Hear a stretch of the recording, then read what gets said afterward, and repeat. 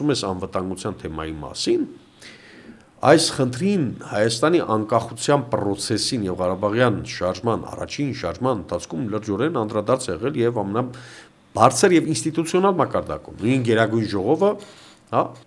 այս խնդիրներին անդրադարձել է Հայաստանի նոր ձևավորվող իշխանության, անկախ Հայաստան նոր ձևավորվող իշխանության եւ մի փուլ մենք նախագահական պետություն էինք, լավ կհիշես,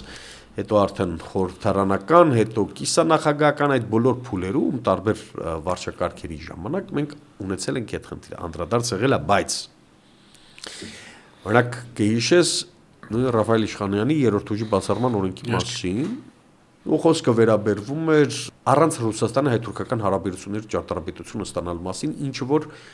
հարիև նման է այսօրվա իրականության, համենայն դեպս հետպատերազմյան Հայաստանի դիվանագիտական առաջնահերթությունը հենց տեղավորվում է այս փիլիսոփայության մեջ։ Տարբերությամբ, որ այն ժամանակ, երբ որ դու մեջ բերեցիր Ռաֆայել Իշխանյանի առաջարկը եւ դրա հետ կապված կիրառական մոտեցումը,